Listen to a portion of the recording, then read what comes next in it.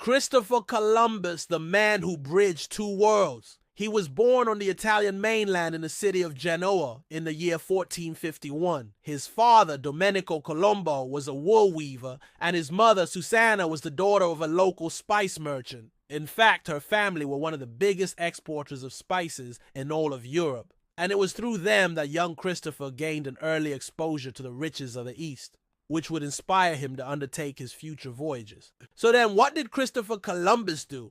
Well, he was many things. He was a sailor, navigator, explorer, diplomat, and an outright liar. But above all else, he was a visionary. He envisioned a world without the constraints of geography, where trade and riches were measured not by landmass, but in opportunities. In 1470, when he was just 19 years old, he left Genoa and began traveling around the Mediterranean. There, he mastered the art of navigation and honed his skills as a sailor. All the while, his mind was fixated on a route to Asia. Christopher Columbus was not the first to dream of such a route. For centuries, Europeans had desired a faster way to reach the lucrative markets of the East, eager to trade in the silks, spices, and precious metals that adorned the Eastern courts. But the established routes were perilous and expensive. Traders risked robbery on the long and winding roads or the hazards of the high seas. Many preferred instead to pay exorbitant prices to middlemen like the Venetians who dominated the Mediterranean. So everyone wanted an alternative route, but no one had found one. That is until now. Back in Genoa, an excited Christopher Columbus believed he had discovered a shorter route to Asia by sailing west across the Atlantic Ocean. But there was a problem. Most educated people at the time did not believe him. They knew the world was round, but they thought the earth was much smaller than it really was. So they said if you sail west from Europe, you will eventually run into Africa and Asia. And because there was no other landmass between the continents, the only way to get to Asia was to go all the way around Africa, which took months and lots of supplies. So nobody took Columbus seriously. But he didn't care. He was going to prove them all wrong. With unwavering determination, Columbus studied ancient maps and astronomical texts, piecing together his theory. He became obsessed with proving the world was actually bigger than what everyone believed. And in 1485, he wrote a book called The Book of the Properties of the Sea, outlining his beliefs about the earth. But unfortunately for him, this book was never finished. Or perhaps fortunately, since the book contained some pretty outlandish ideas about the shape of the world. For example, he wrote that the North Pole was at the center of the earth, and the South Pole was surrounded by 4 large oceans. This may sound crazy, but to be fair, so does believing the world is flat.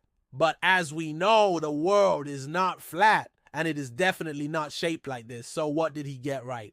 Well, here's where things get interesting. You see, while his theories were partly correct, he also made some big mistakes. Columbus believed that the circumference of the earth was 18,000 miles. In 1486, armed with his navigational knowledge and armed with inaccurate calculations, he approached King Ferdinand and Queen Isabella of Spain with his proposal. Imagine the scene. You are the king and queen of Spain, and one day you are approached by a man named Christopher Columbus who says he can take you to India by sailing west. What would you think? Probably something along the lines of, "Are you crazy?" But surprisingly, King Ferdinand and Queen Isabella listened to him. Why? Well, Spain wasn't exactly a maritime power at the time. Their rivals Portugal had the best navy in the game. And Portugal had recently discovered Madeira and the Azores, but still hadn't figured out how to get to India. So Christopher Columbus had a point, but after careful deliberation, they decided to take him up on his offer. And so in August 1492, with 3 ships, the Nina, the Pinta, and the Santa Maria, laden with hopes and dreams of wealth, Columbus set sail from Palos de la Frontera in southwestern Spain. After weeks at sea, supplies dwindled and doubts grew. Some crew members urged mutiny, believing they had sailed too far and were headed toward oblivion. But Columbus, ever resolute, kept his course, driven by his unshakable belief in his calculations. And guess what? He was wrong, not about reaching Asia, but about everything else. On October 12, 1492, after a journey of over 7,000 kilometers, land was sighted. It was an island in the Bahamas archipelago, which would later be named San Salvador. Imagine the relief, the elation, The confusion and the terror that must have washed over these men when they realized they were not in India, not in China, nor in Japan, but somewhere completely unknown. As soon as he landed, Columbus claimed the territory for Spain, unaware that he had stumbled upon the Americas. He interacted with the native Lucayan people, whom he called Indians, believing he had reached the shores of East India. The natives had no horses, oxen, or sheep, but they did have cotton, which was a big deal in Europe at the time, along with food and gold, which Columbus quickly became obsessed with. After spending a month exploring the islands, he set sail for Spain, arriving back in port on March 15, 1493. His return was met with skepticism. Many doubted his tales until Columbus produced the very proof they had scoffed at before cotton. His second voyage was funded by the Spanish monarchy, who sent 4 ships and more than 1,000 men to follow in his wake. He explored further inland, searching for a northwest passage to the Pacific, and spent a year in the New World. But when he finally returned to Spain, he was ignored. On his third voyage, however, the Spanish monarchs agreed to join him on his quest.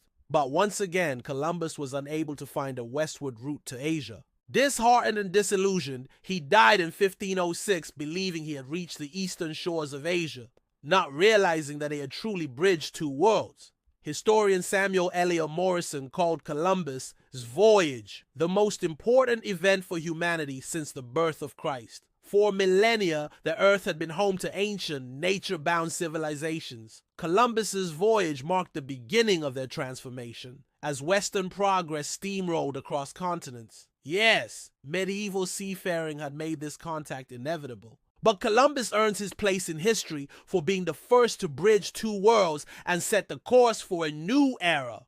You see, Columbus's impact went far beyond his own voyages. His discovery of the Americas initiated a period of intense exploration and conquest. Within a century, European powers had colonized vast territories, and the global landscape was irrevocably altered. The exchange of plants, animals, and resources between the eastern and western hemispheres, known as the Columbian Exchange, had profound consequences. European livestock and crops such as wheat and rice transformed American agriculture, and the introduction of potatoes to Europe helped stave off famine.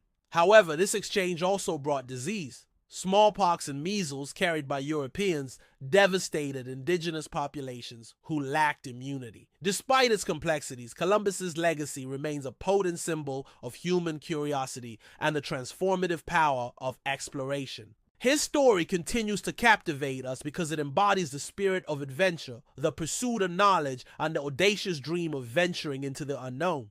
Whether celebrated as a visionary explorer or criticized for the consequences of his actions, Christopher Columbus remains an iconic figure who forever changed our understanding of the world. So there you have it, the story of Christopher Columbus, the man who bridged 2 worlds. If you enjoyed this video, don't forget to hit the like button and subscribe for more historical tales. Thanks for watching.